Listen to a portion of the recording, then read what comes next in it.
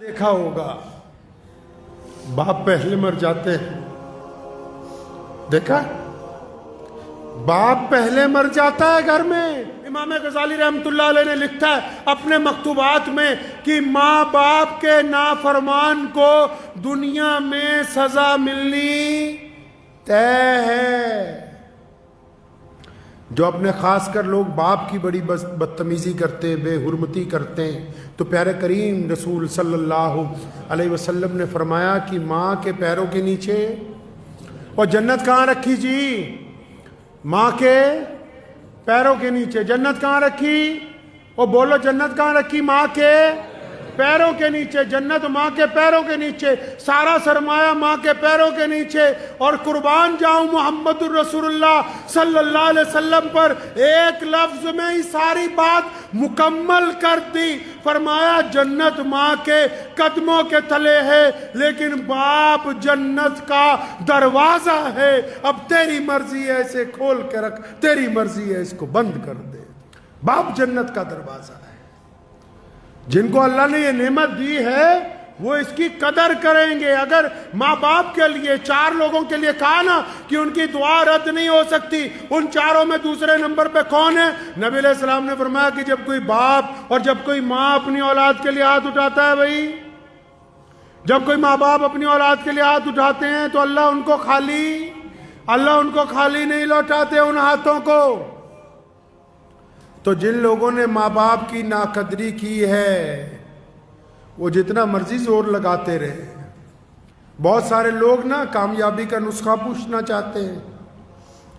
اکثر لوگ ذکر کرتے ہیں کہ ہم نے بڑا آدمی بننا ہے، ہماری زندگی کا تجربہ تو بس اتنا ہی کہتا ہے۔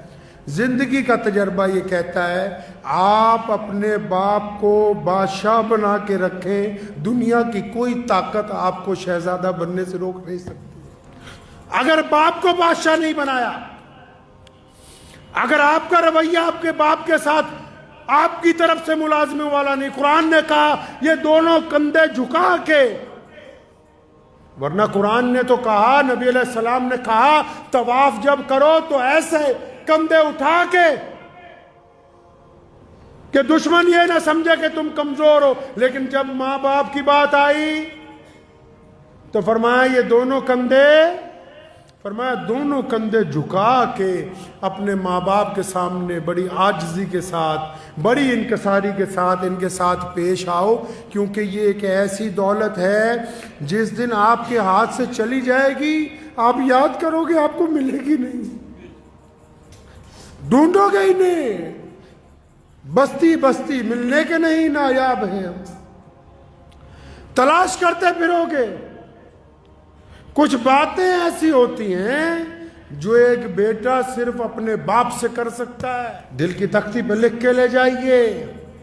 کچھ باتیں ایسی ہوتی ہیں جو ایک بیٹا صرف اپنے باپ سے کر سکتا ہے، جو ایک بیٹی صرف اپنی ماں سے کر سکتی ہے، اور یہ بیٹا اور بیٹی اس وقت تک شہزادے شہزادی ہیں جب تک ان کے ماں باپ حیات ہیں،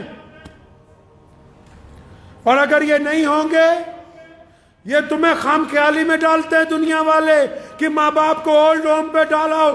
جن کے ماں باپ اولڈ ہوم میں زندگی گزارتے ہیں ان سے بدقسمت بچے دنیا میں کوئی دوسرے نہیں ہیں، ان سے زیادہ بدقسمت بچے نہیں ہو سکتے دوسرے کوئی، جنہوں نے اپنے ماں باپ کو یتیم خانے کے اندر ڈال دیا ہو، ان سے زیادہ بدقسمت کون ہو سکتا ہے؟ تو ان ماں باپ کے تو روزانہ اگر پیر دبائے جائیں، ماں باپ کی خدمت کی جائے، ماں باپ کے چہرے کو بار بار دیکھ لیا جائے۔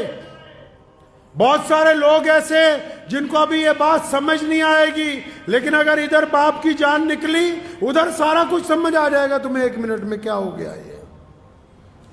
کئی یہ سمجھتے ہیں کہ نہیں ہمارے باپ کو عقل نہیں ہے، جس نے تمہیں پال پوس کے اتنا بڑا کر دیا اس کو اللہ نے تم سے کئی سو گنا زیادہ عقل دی ہے۔ ٹھیک ہے وہ اسکول میں نہیں پڑھا، ٹھیک ہے اس کو عربی نہیں آتی، ٹھیک ہے اس کو انگریزی بولنی نہیں آتی، مان لو اس کو حساب کرنا نہیں آتا، لیکن آنکھوں کی جو اندر ارادے ہیں، چہرے کے جو خد و خال ہیں، انسان کا جو مزاج ہے، آپ کی طبیعت کس وقت کیا چاہتی ہے یہ ایک باپ سے زیادہ دنیا میں کوئی نہیں سمجھتا۔ یہ بچہ بھوک کے لیے تڑپ کے آیا کہ پیسے مانگنے آیا، کہیں گھومنے کی اجازت مانگنے آیا کہ کسی سے نکاح کی اجازت لینے کے لیے آیا ہے، یہ غصے میں آیا ہے کہ محبت میں آیا ہے۔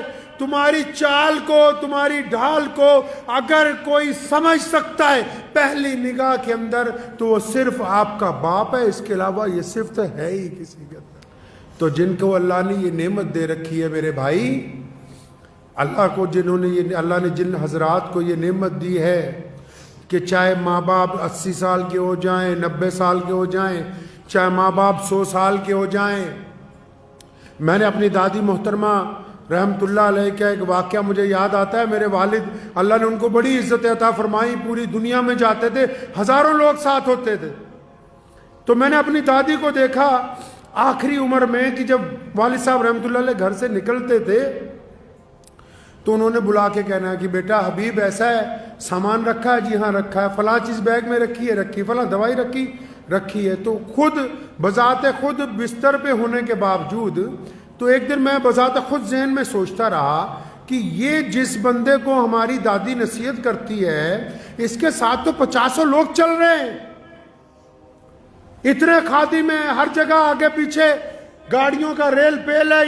یہ پھر ذہن نے یہ کہا کہ آپ یہ نہ دیکھیں کہ یہ نصیحت ہے، یہ ایک بہت بوڑھی ماں کے دل میں اپنی اولاد کے لیے محبت کا جذبہ ہے جو ہمیشہ جوان رہتا ہے، بڈھا نہیں ہوتا ہے۔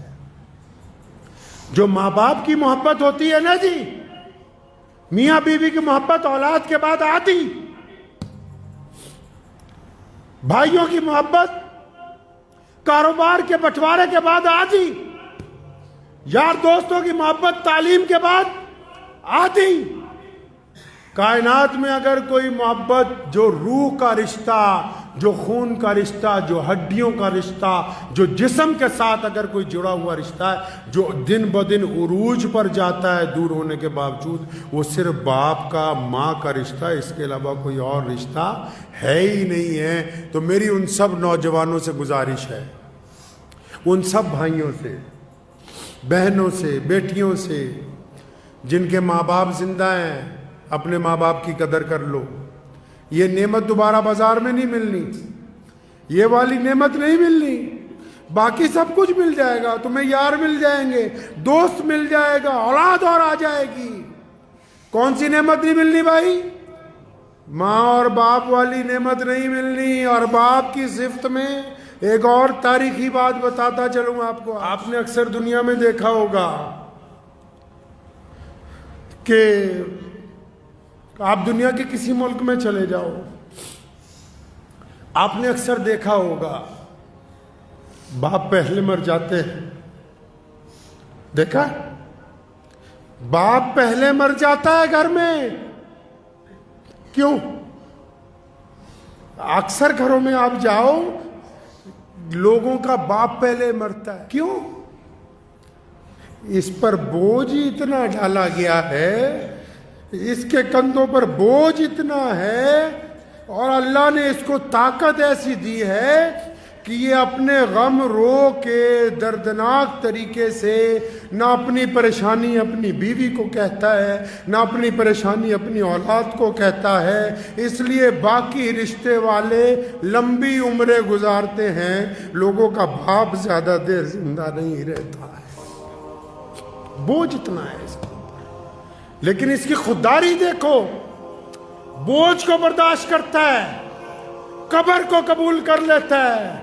اور قربان جاؤں، حدیث پاک میں آیا قیامت والے دن ماں باپ کی تڑپ بچوں کے لیے ختم نہیں ہوگی، جنت میں چلے جائیں گے تب بھی اللہ سے سوال کریں گے، ماں بھی اور باپ بھی، کہ یا اللہ ساڈے بچے کتنے، بچے کہاں ہیں؟ اور پھر اللہ نے بڑی شان رکھی ہے ان کی، اللہ نے ماں باپ کی بڑی شان رکھی ہے۔ پھر یہ نہیں کہا کہ جاؤ اپنے بچوں سے مل لو، فلاں جنت کے فلاں محل میں ہے، نہیں، فرشتوں کو حکم ہوتا ہے کیونکہ یہ ماں باپ ہیں، بڑی عظمت والے ہیں، ان کے بچوں کو بولو کہ آ کر ان کے ساتھ ملاقات کر لیں، یہ نہیں جائیں گے۔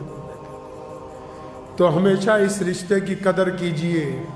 اگر باپ میں کچھ تلخی ہے، مزاج میں گرمی ہے، تو اپنی محبت کی طاقت سے اس کو تبدیل کیجئے، اپنے گھر کو خوشگوار بنائیے، اور یاد رکھو بس کسی پیر بابے کے پاس جاؤ کوئی بات نہیں، لیکن اپنے باپ کے پیر پکڑ لو، اپنی ماں کے پیر پکڑ لو، اپنے باپ سے روز دعا کروا لیا کرو، اپنی ماں سے روز دعا کروا لیا کرو، جن کے ماں باپ نہیں ہیں ان کی مغفرت کی روز دعائیں مانگ لیا کرو، اور جس بندے کے ماں باپ اس کے لیے روز دعا کرتے ہو، دنیا کا بڑے سے بڑا بادشاہ بھی اگر اس کے ساتھ ٹکرائے گا تو وہ زمین پر گر جائے گا۔ ماں باپ کی دعا کے آگے دنیا کی کوئی طاقت ٹک نہیں سکتی۔